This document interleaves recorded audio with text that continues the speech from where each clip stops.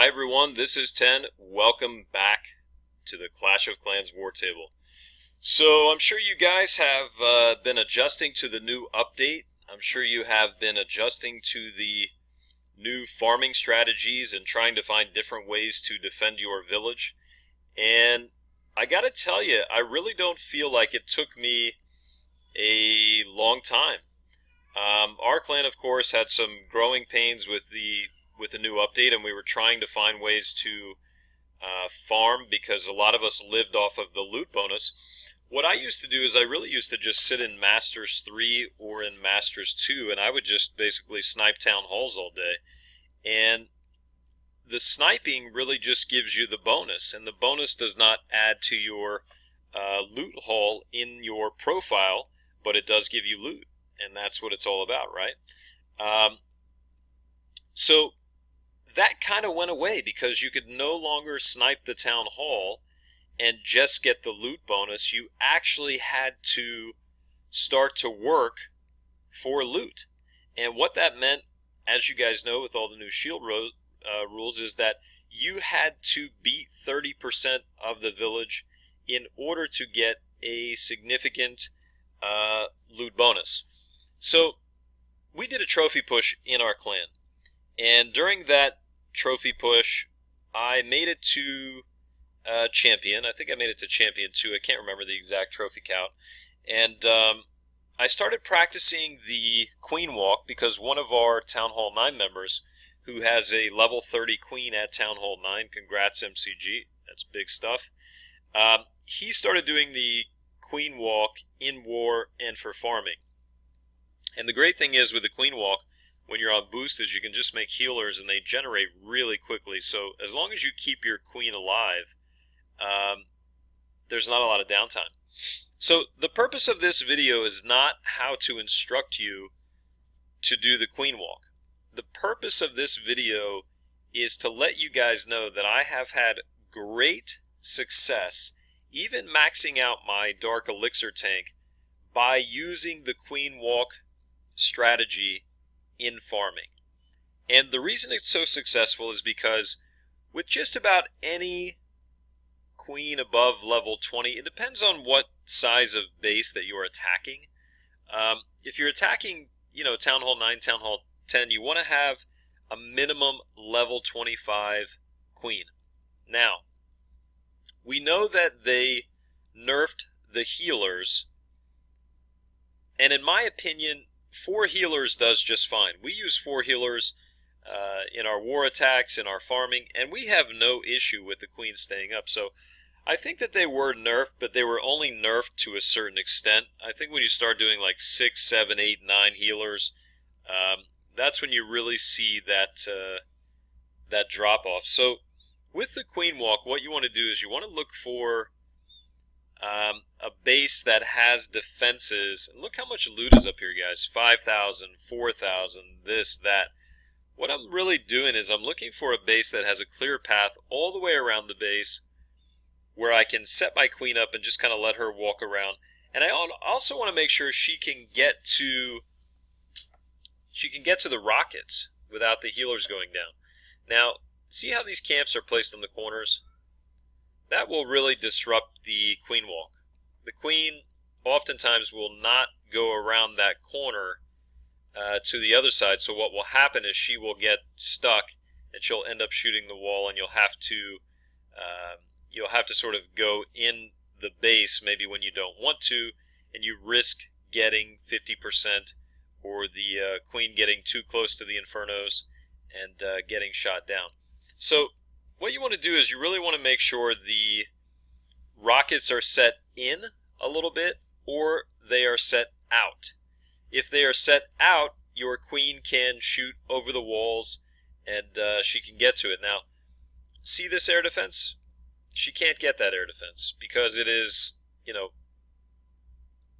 3 here, 4 here. It's just enough spaces back that she can't get to the edge of it. So this base looks pretty good, but again, look at the issue here. The air defenses are in such a way that the air defense can hit the healers, but the queen cannot take out the rocket. So I'll tell you what I'm going to do. I'm going to attack this base because the Infernos are in the middle, and I think that it's pretty good coverage.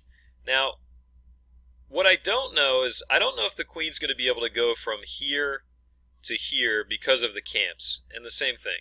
So you always just have to prepare yourself to react, and sometimes you may want to end the raid if it's not going to go how you think, but this is a pretty good base to hit because it has a lot of full collectors, so I'm a fan of that. I'm going to take out this camp here and basically try to steer her to the other way and hope that she doesn't get too close to that rocket and get the healers taken out. Now, you'll notice that she's taking on damage. She's pretty far into the red.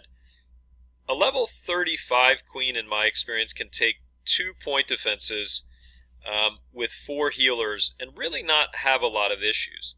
Now see, she won't grab that barrack, so she's getting stuck. So I'm going to deploy a dragon or 2 just to occupy the rocket because she's going to break in here. I'm going to send a couple giants to give her coverage, and she will take out that air defense and protect the healers. Now, the same thing is going to happen on this side as she walks through. So she's going to try to walk around. That air defense is locked onto that dragon. So what we really want to do here is we want to protect the Queen. I mean, that's the whole goal. She's not going to be able to withstand all of those Expos and Archer towers. I'm going to try to see if she'll break out and walk around the Archer tower. The Inferno locks on. Obviously, we know that the Inferno blocks the healing ability. So we've got to get that Inferno more targets, and it's not going to work, so we got to freeze the Inferno and hope that the Queen gets out of there, but she's trapped, so this is not going to work. Not really much we can do. Inferno is going to unfreeze and burn the Queen down. So we're at 33%. We still have the King. We still have a group of wizards, so I'm just going to very patiently work my way around and let the healers protect the wizards. And that was unfortunate with the Queen, but all hope is not lost. You basically just have to stay patient. And remember, the goal is really to get 50%. I noticed that up here there was a full collector, so I'm gonna go ahead and hit that. The healers are under fire, but I'm not really concerned at this point. I do have a dragon that I could deploy, and I could have deployed the dragon on the air defense there and distracted the air defense and probably saved the healers and got the wizards to walk around the side here, but for what? I mean, there's really no reason. I'm happy with the amount of loot. I'm going to go ahead and deploy some archers here and just pick up these last bit of gold mines. I'm going to put my king on the pump. I'll let that cannon take some shots at my king, and then before the end of the raid, you always want to make sure that you boost your king and then end the raid right away. And why do we do that, guys? We do that so that the king is at full health and he's ready to go for the next round. Now, look what we did. We didn't really use a lot of elixir, but we got about 600,000.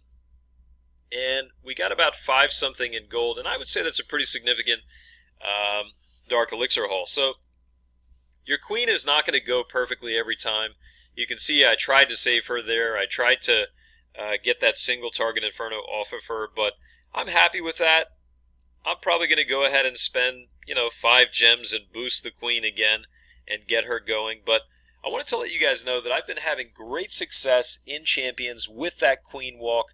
The loot is fantastic. I'm having no issue at all. And take a look and come up and join me if you'd like. And until next time, build a stronger clan, one raid at a time.